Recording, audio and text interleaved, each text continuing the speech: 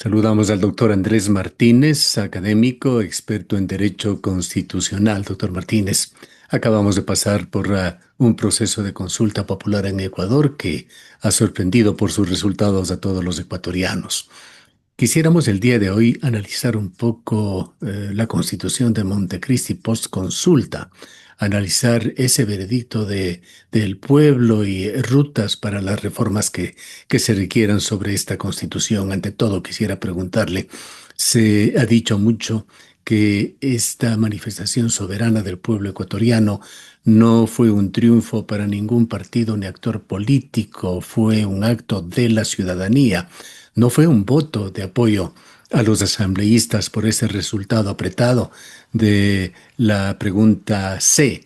Tampoco fue un apoyo a la Constitución de Montecristi. Es lo que le preguntamos.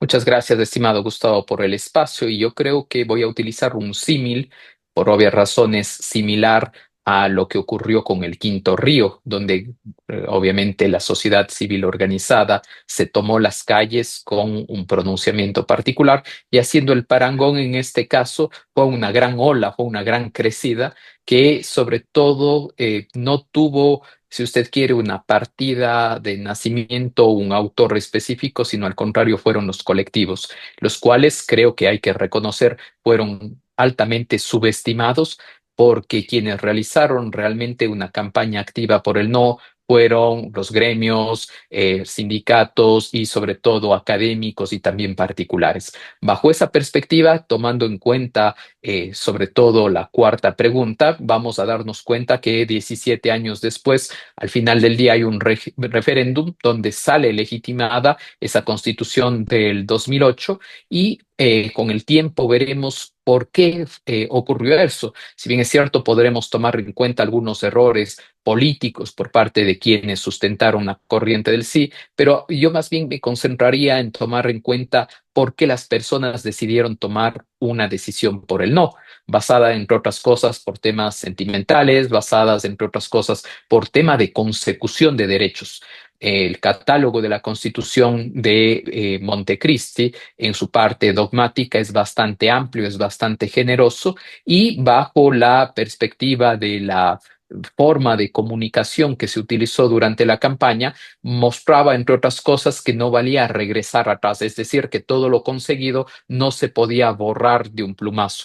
Bajo esa perspectiva, del otro lado, no creo que hubo la suficiente comunicación y sobre todo mostrar cuál era la alternativa, porque al final del día en una elección, como su nombre lo indica, eliges opciones. Pero si del otro lado no tenías certezas ante qué te enfrentabas, más bien generaba dudas en ese sentido. Sin embargo, por obvias razones, también los actores políticos, si bien es cierto, no lo dicen de manera directa, algunos han intentado tomar como que el respaldo fuese a sus ideas o en su defecto a lo que hicieron en sus momentos. Y yo creo que eso sería, por obvias razones, una posición totalmente equivocada y creo que es momento, tanto que el actual gobierno, la oposición, los movimientos y partidos políticos giren y vean nuevamente a esos ciudadanos que se están organizando, a esos ciudadanos que están descontentos en un sinnúmero de situaciones y que más bien se deberían pensar dos cosas. Uno, desde el gobierno, generar políticas públicas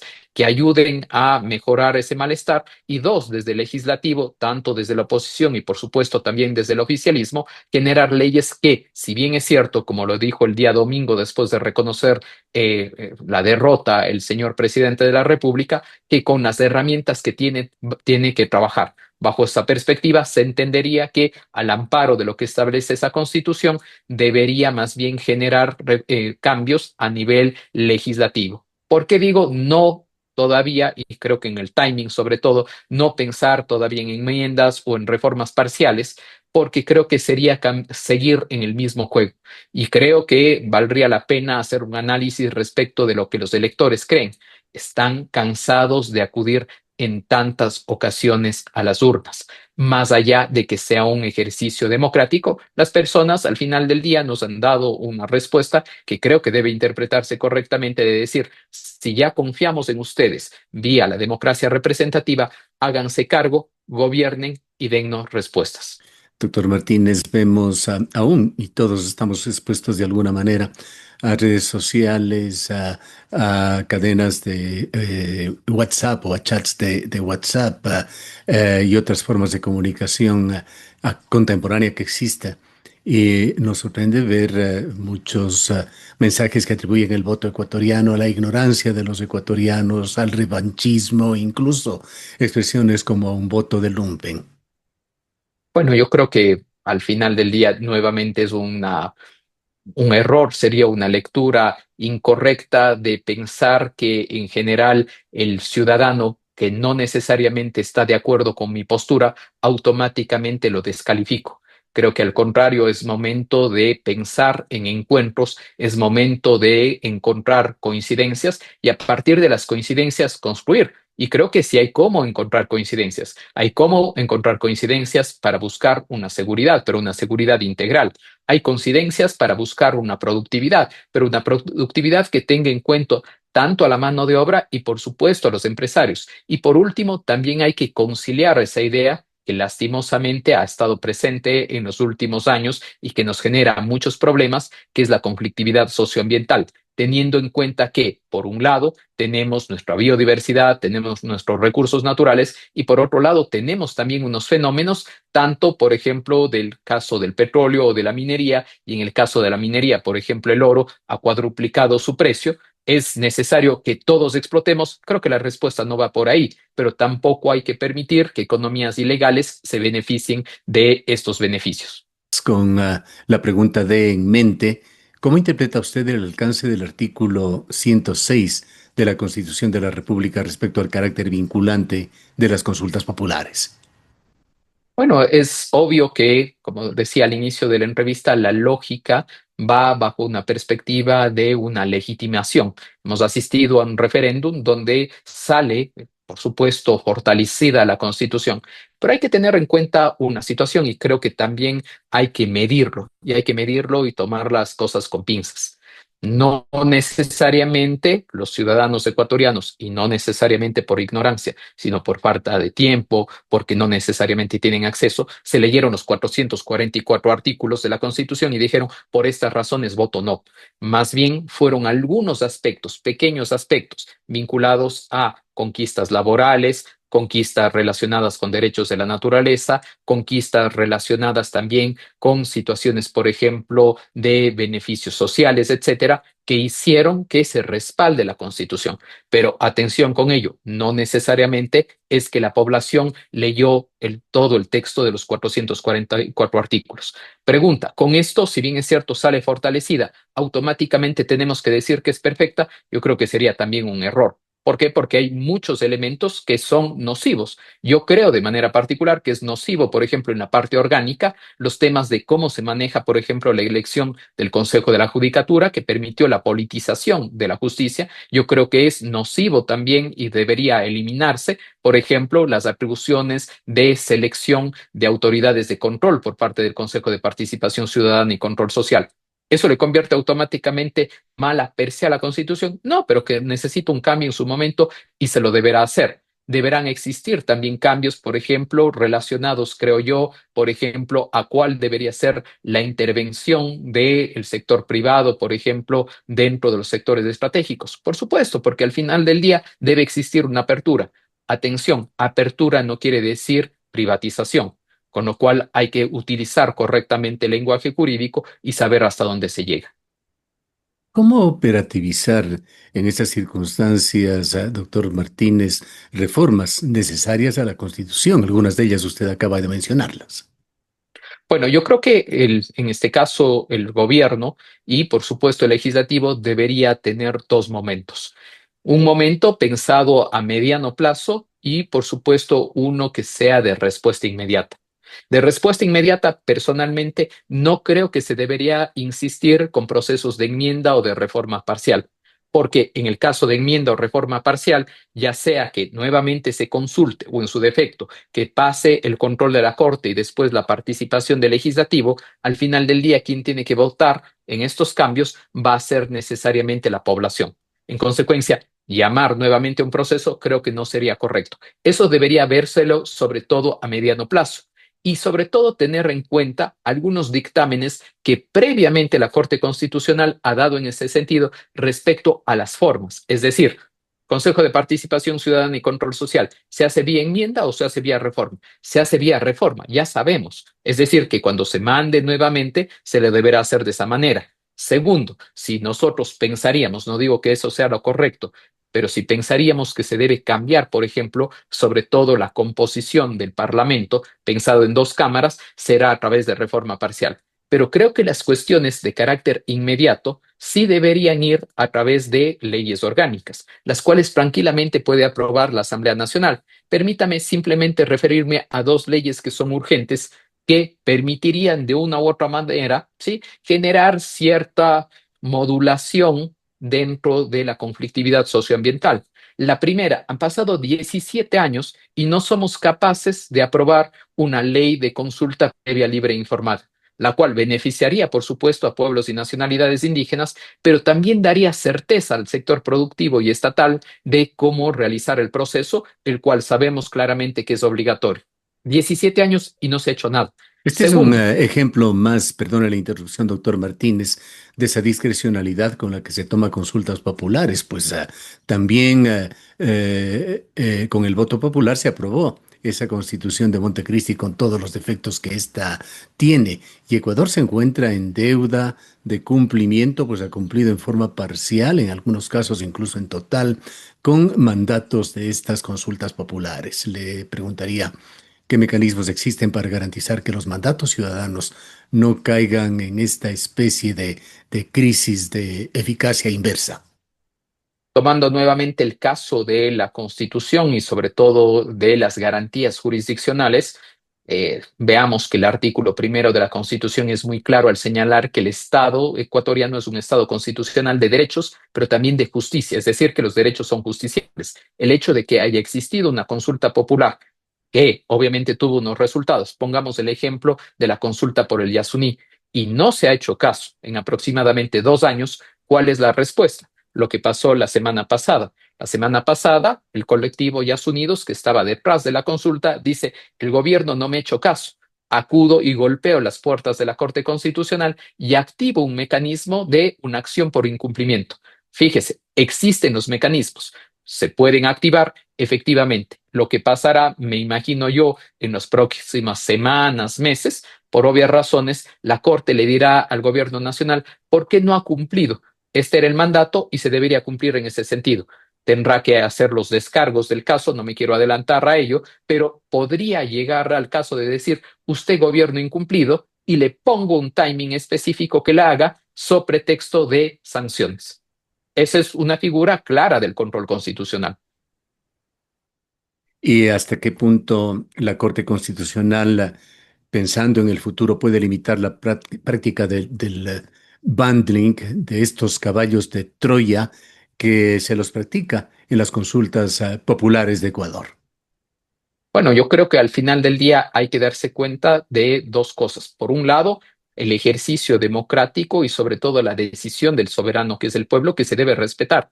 Más allá de que yo sea el gobernante de izquierda o de derecha y me guste o no, es una decisión que se debe tomar en cuenta. Y en segundo lugar, por otro lado, saber que existen mecanismos constitucionales que pueden hacerlos posibles. Lo que va a pasar, creería yo, es que vamos a pasar de una conflictividad de pronto en las calles que hemos estado acostumbrados a una conflictividad sobre todo en los tribunales. Y nos daremos cuenta nuevamente de ese gran choque de trenes que ya pasó hace algunos meses, por ejemplo, entre el Ejecutivo y la Corte Constitucional respecto del cumplimiento, en este caso, tanto de pronunciamientos en consultas populares o en su defecto el caso de aprobación de leyes.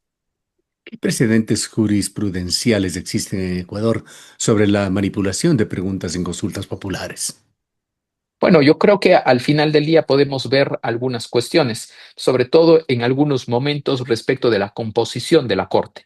¿Por qué digo esto? Porque en determinados momentos la composición de la Corte hacía que se haga un análisis, pero no tocaba casi, obviamente en este caso, sí, cuestiones de forma respecto a la legitimidad, respecto del elector, que no se le confunda, que sea directa, etcétera. Estoy hablando de las composiciones anteriores de la Corte. Las tres últimas composiciones de la Corte han sido, si usted quiere, mucho más técnicas y han generado mucho más control en ese sentido. ¿Por qué? Porque al final del día creo que ellos gozan de mayor independencia y no dependen necesariamente de un gobierno de turno.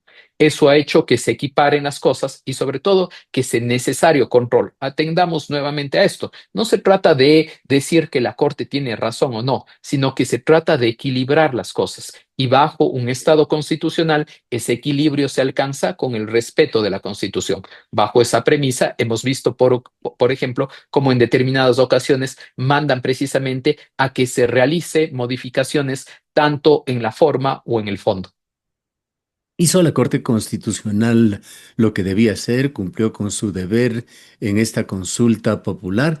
¿O considera usted que debería tener un rol más activo, más efectivo en garantizar la neutralidad de las preguntas, incluso antes de la convocatoria? Bueno, yo creo que al final del día, creo que hay que ser honestos, creo que sí fue demasiado rápida la Corte en su respuesta, sobre todo frente a una arremetida institucional importante que todos conocemos que existió. Pero más allá de eso, creo que al final del día dio una respuesta que dijo, al final son los electores vía democracia quienes elegirán o aceptarán el inicio o no de un proceso. No hemos llegado a ese paso, no se dio paso ni a la pregunta A, ni a la pregunta D, respectivamente. Entonces, en consecuencia, mal podríamos hablar de procesos que podrían venir a futuro en ese sentido. Más bien creería yo que esa puerta, perdón, queda cerrada. ¿Cuál es la importancia de una consulta popular como mecanismo deliberativo? Bueno, yo creo que al final del día, si leemos a profundidad nuestro texto constitucional, entenderemos que vamos a encontrar tres mecanismos de democracia. Y empezaré por el representativo, el típico de una elección de un funcionario, el participativo, por obvias razones, en el cual hacemos presupuestos participativos, sillas vacías. Pero el caso de la democracia directa, que son los casos de las consultas populares, es la oportunidad que directamente el soberano, el pueblo, decida. Pero atención con eso. También hay que verlo desde una perspectiva que los politólogos verían, sobre todo del comportamiento del elector, que no necesariamente se terminan leyendo a fondo las preguntas, sino que en ocasiones se convierte en un plebiscito a la administración o gestión del gobernante que lo pregunta. ¿Qué lecciones, por otra parte, deja ese voto discriminatorio del electorado para ser considerado en el diseño futuro de mecanismos de participación? Bueno, yo creo que el ciudadano es fundamental en los diseños a nivel institucional y a nivel político. Lastimosamente, no siempre se le toma en cuenta y, como analizábamos al inicio, en ocasiones más bien se le subestima. Y yo creo que no hay que subestimar al votante. Al contrario, hay que saber escuchar al votante y bien haría, en este caso, el gobierno de, por ejemplo, leer entre líneas los mensajes que se dieron durante la campaña respecto de las razones para votar el no. ¿Por qué? Porque una buena gestión al final del día, no nos olvidemos dos cosas que creo que son básicas tenerlas en cuenta. La primera, efectivamente, lo que pasó el domingo respalda uno a la Constitución de Montecristi del 2008, pero también es un llamado de atención al presidente de la República, todo dentro de democracia. Pero no nos olvidemos que también el presidente de la República fue elegido recién en abril, con lo cual goza también de legitimidad. Así que no nos confundamos también respecto de posibilidades de acortar periodos o en su defecto pensar en cuestiones que se vayan en contra de la democracia. Yo creo que más bien forman parte de consideraciones dentro de un Estado de Derecho donde un gobierno debe rectificar, debe saber cómo reconducir, sobre todo nuevamente escuchando al elector. Si no escucha al elector, por supuesto, esto dejará de ser algo pequeño y se convertirá en una bola de nieve que podría tener efectos negativos. Hay muchos ecuatorianos que vieron un pedido de un cheque en blanco con este llamado para una nueva constitución, más allá de apoyos incondicionales que tenía el sí, que significaba también un apoyo al gobierno. Se generó una gran inquietud sobre cómo es que se iba a construir esa nueva constitución para Ecuador. Además, se generaron dudas en cuanto a qué pasaría en el periodo de transición. 3 años con una constitución, la del 2008, herida de muerte y un gobierno que se había mostrado fuerte en el ejercicio en el pasado reciente. Le pregunto a usted si la convocatoria a una asamblea constituyente tal como se planteó en la consulta puede tener visos, puede generar un riesgo de ruptura del orden constitucional.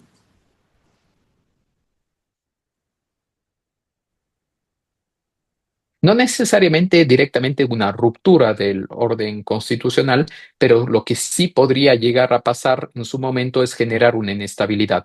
Y una de las situaciones fundamentales que se analizan a nivel internacional, por ejemplo, son cuestiones basadas, uno, por obvias razones, en los temas de seguridad jurídica y dos, también que es fundamental respecto del respeto del Estado de Derecho. Si esas dos cuestiones, esas dos variables llegan a fallar o se llegan a herir, podrían tener obviamente unas repercusiones negativas. Creo yo que en ese contexto lo que hizo la población fue precisamente vivir una reacción, no sé si diría de miedo, pero sí de pronto de temor ante lo desconocido, porque no hubo una campaña clara respecto de cuáles eran realmente los cambios que se iban a plantear. En un país con tantas debilidades en su democracia, doctor Martínez, ¿qué salvaguardas deberían existir para que una eventual reforma estructural no derive en concentración de poder?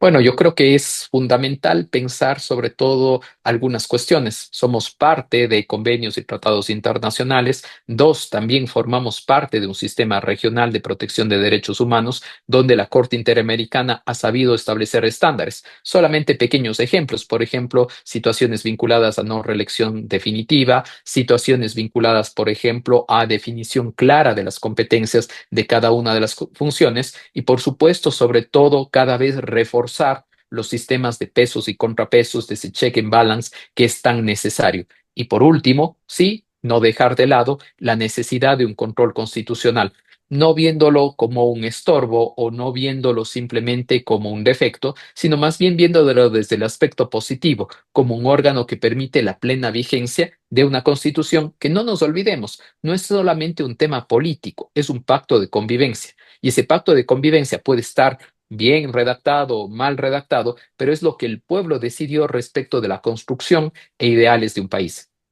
Bien, no podemos cerrar este diálogo, doctor Martínez, destacando que el día de hoy usted hace un importante lanzamiento de una obra, de un aporte académico, la presentación de su libro Manual de Derechos de Aguas. Usted empezó hablando sobre la importancia de ese quinto río. Cae muy bien ese marco referencial legal sobre el tema del agua en Ecuador. Coméntenos brevemente sobre su obra y este lanzamiento. Gracias, estimado Gustavo. El día de hoy a las 18 horas en la Corte, en el auditorio de la Corte Provincial de la SUAY se realizará la presentación de este manual de derecho de aguas. El agua no solamente vista desde su perspectiva como obviamente líquido vital, sino viéndola también desde sus puntos de vista regulatorio y normativo y teniendo en cuenta sus tres particularidades en el Ecuador como derecho humano fundamental, como sector estratégico y como servicio público. A lo largo del libro, que está pensado a manera de manual, no es un tema complicado de leer, más bien abro la posibilidad que sea entendido por profesionales de otras áreas a nivel institucional, profesional y por supuesto también educativo. ¿Por qué? Porque todos estamos muchas veces relacionados con el agua, ya sea a través de la gestión del agua potable o de agua de riego en las juntas comunitarias en estos casos. Bien, queremos agradecerle mucho por su presencia y desearle todo éxito con esa publicación. Muchas gracias, estimado Gustavo. Declaraciones del doctor Andrés Martínez, constitucionalista.